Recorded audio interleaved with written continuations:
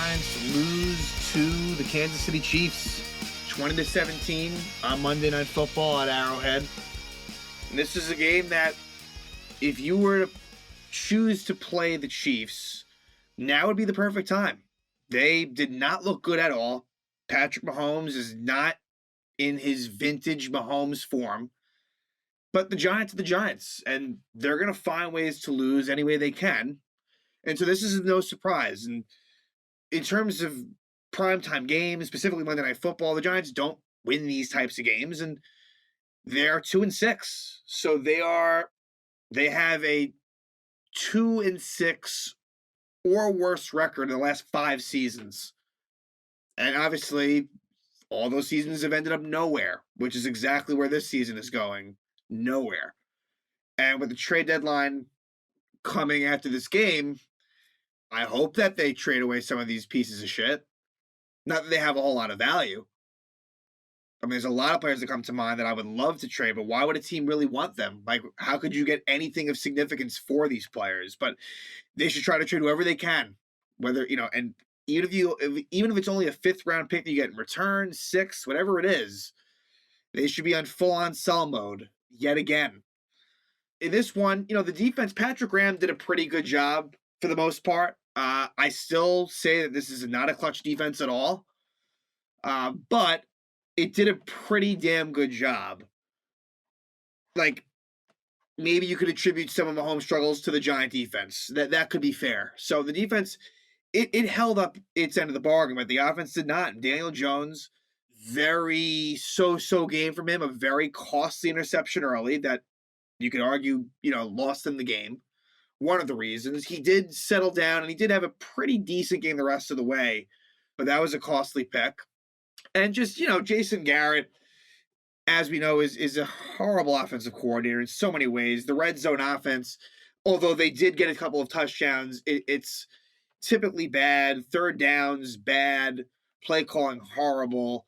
And Joe Judge to me, Joe Judge has been a major problem this season. Someone who I felt was a big reason as to why the Giants last year took a step in the right direction, but all those things that he preached are gone now. The undisciplined play, it feels like this is one of the most undisciplined teams in the league. Costly, boneheaded penalties for this football team. That's on Joe Judge. He preaches accountability, but oh yeah, we'll clean that up. You're not cleaning it up. You're not cleaning it up at all. It's happening every week. So that's one thing. But also, his decision-making as well, just the conservative nature in which the Giants play, and I understand that a lot of that is to make up for a really bad offensive line. Whose fault is that? Dave Gettleman, obviously. Still, I just don't like the style of play, and the Giants are calling so many timeouts, and apparently the reason is for a bad headset, is for headset reasons. Fix that. I don't want to hear you complain about it. Fix it. Whether it's with the league, whether it's with the team, that shouldn't be happening at this point. He's saying that that's happening in every game and in every location. That cannot be happening. This is week 8 of the season. You got to clean that shit up. So they had called a lot of timeouts, which I don't see other teams do that. So are we the only team that has a headset issue? Come on. And again, just a lot of players just completely underperforming and not stepping up all over the place. It's really ridiculous. So, as far as this game goes, the Chiefs started out with a really good drive. And they're going down the field. And it looks like they're on the way to a 75-yard drive, first drive of the game. However, on 3rd and goal at the 5, Pat Mahomes continues his shoddy play as he throws an interception. And it's picked off by Julian Love. So you're thinking, okay, maybe the Giants can take advantage of this. No, they will not. They will give it right back, because that's one thing with the Giants. They play, and not so much in this example, but they play to the score. There is no killer instinct. They play to the motherfucking score all the time. All the time. So what I mean by that is if it's tied, they're going to, and it's late, or whenever it is, they're likely going to punt. But if they're losing by, a certain amount of points, then they can score. Then they can do something. But if they're up or they're oh, no, we'll give you the ball back. Don't you worry. We don't want to take the lead. Or if we do take the lead, we'll be sure to blow it. On Daniel Jones' first pass, it's intercepted. Simply a bad interception by Jones. No other way around it. And it's picked off. And so now the Chiefs are at the 13-yard line, and Tyreek Hill gets a touchdown. And Tyreek Hill was the star of the game offensively on both sides. Tyreek Hill, he had 12 catches, really did a lot of damage in the first half, gets this big touchdown to give the Chiefs that 7-0 lead. So Tyreek Hill, the Giants could not really contain him. But with that being said, the defense, like Travis Kelce, did next to nothing. But Hill was great. Then you get a couple of punts, but the Giants do get a drive going. And what do you know? A big reason for that is on 3rd and 11, it is a 50-yard pass completion to John Ross.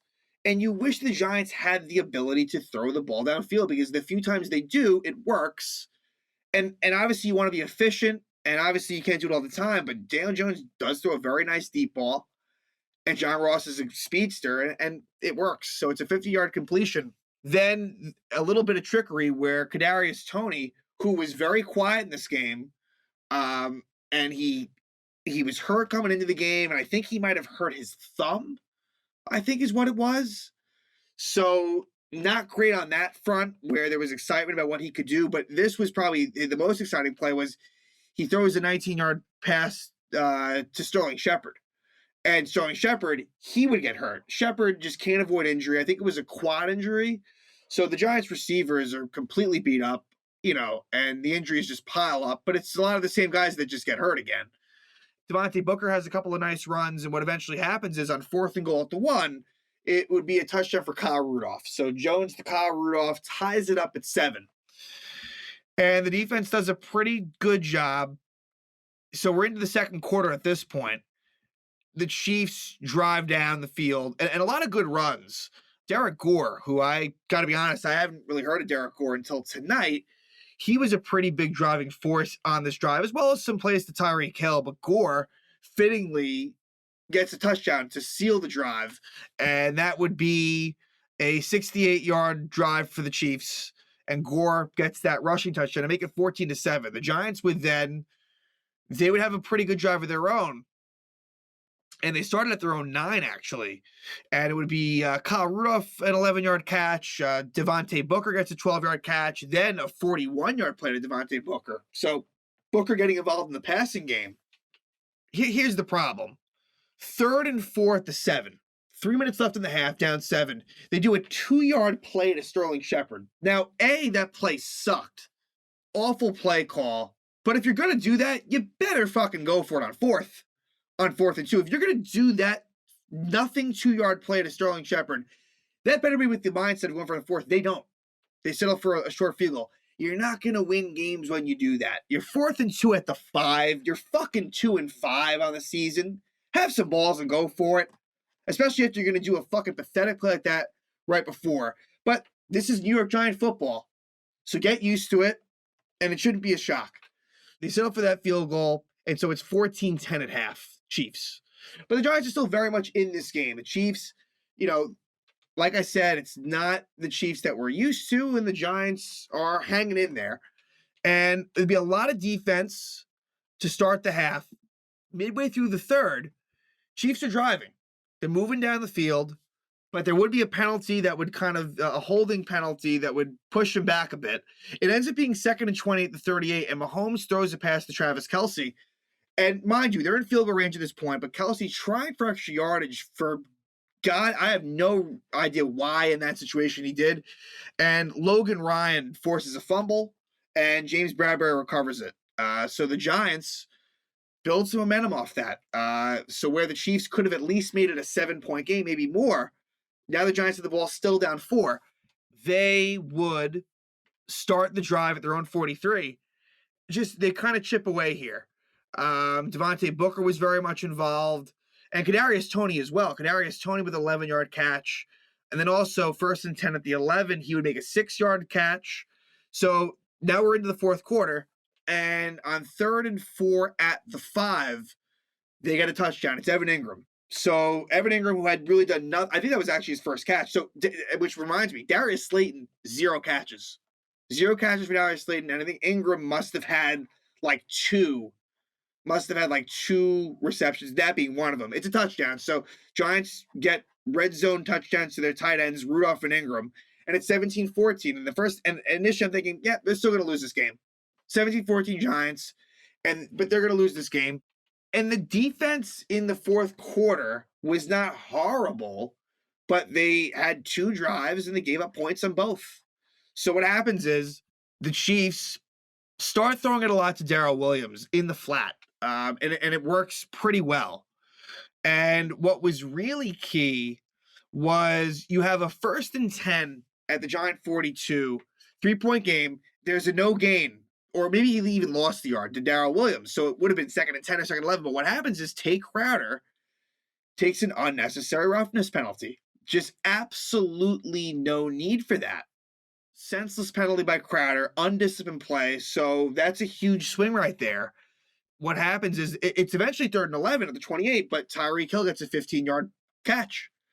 And so that puts Chiefs in prime field goal position, and they don't do anything from there. So they do settle for 3. So a good job of the Giant defense to stop it right there, but it ties the game up at 17. So it's a tie game, and the Giants have the ball with 8:53 left.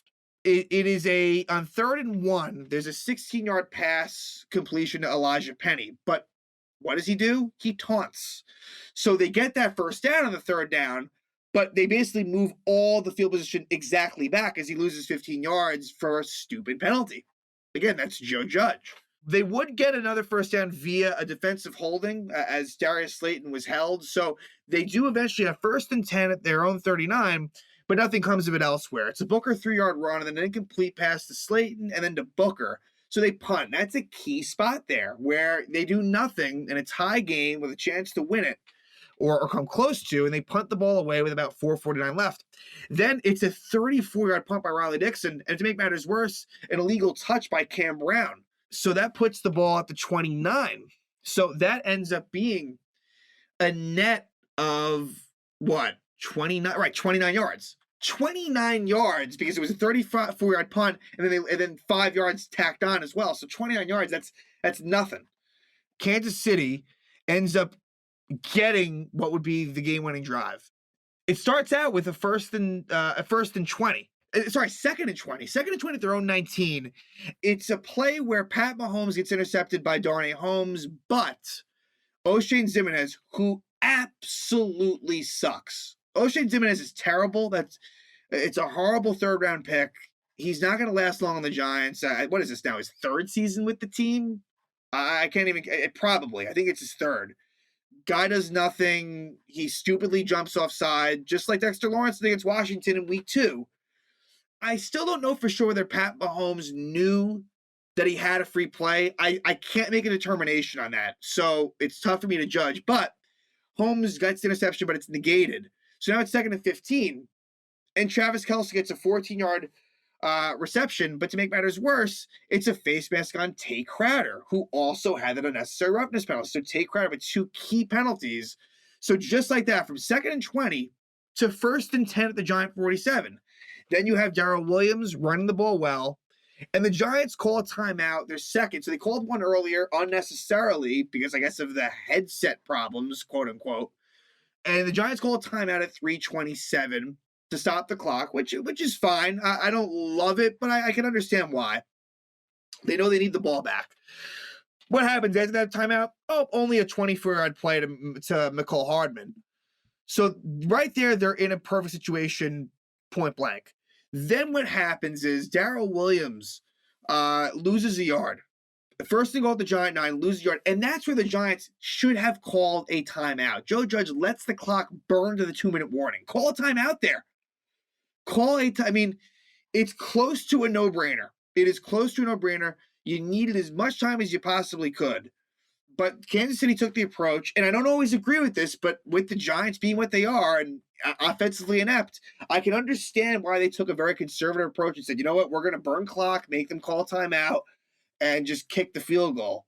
So what happens is they basically waste 35 seconds, the Giants. It goes to the 2-minute warning, and then it's a Travis Kelce sort of little swing play for 2 yards. They wanted to basically the Chiefs wanted to make sure that the clock did not stop. And they were not concerned about getting a touchdown. So the Giants then call their final timeout with 1:56 left, and then Mahomes takes the sack. I guess he was going to see what was available, but he knew he couldn't have an incomplete pass, so he takes the sack. And with 1:07 left, Harrison Butker hits a field goal, puts them up 3. Giants have no timeouts left with 1:07 left. But most teams, especially against this very, very bad Chief defense, you could drive the field and get a field goal quite easily. In fact, if the shoe was on the other foot, the Giants would give up that field goal. No question about it. They absolutely would. But the Giants, what do? As you'd kind of expect, from watching this team, they basically put up their worst drive of the night, where Evan Ingram gets a 3-yard catch pushed out of bounds. So basically a nothing play, but he gets out of bounds, so the clock stops. And then Daniel Jones gets sacked. And right at that moment, it's like, that they're not, like, they are done. So it's now 3rd and 15, and it's an incomplete play to Evan Ingram where I don't know what was going to happen there. And then 4th and 15, you guessed it, a sack. So where I guess there was probably a lot of help, max protect, and maybe that was part of the reason why Daniel Jones hadn't been sacked really at all. Maybe it was minimal, if at all, and 2 key sacks there to end the game. And so that's it. He gets sacked twice in that last drive, and the Chiefs win 20-17. A game the Chiefs really did not play well at all. I was not impressed. This was not like, this is like the Chiefs are back. It wasn't, and yet the Giants still lost. It's absolutely a joke. This is a losing football team. I don't know how many times I need to say it. They are a loser team. It's going to take a long time for that to change. It just is. So the Giants lose. They're now 2-6. Like I have been, I'm in full-on root against the Giants mode. So, and as was the case in this game, was I jumping for joy that they lost? No, but I was rooting for them to lose from kickoff. That's just how it is, and I hope for that to happen as they play another AFC West team in the Las Vegas Raiders. They go back to MetLife Stadium. Vegas is coming off a bye. They have been playing well, but the Giants could win, and I guess there's a pessimistic feeling in me because I want them to lose, and it's better for them to lose. Make no mistake about that. They can win that game, but we'll see what happens. And then we'll have a bye week. So this will be their last game before the bye. Really hope that the Raiders can beat the Giants here. We can, move to 2-7 and further finally end this ridiculous era that the Dave Gettleman era has been, which has been full of losing, not going in the right direction at all. And we'll see what the trade deadline brings. Maybe the trade deadline will bring some interesting deals. I will touch on that if they happen. But with this team, you never know. But one thing you can count on them is them losing. They're pretty good at that.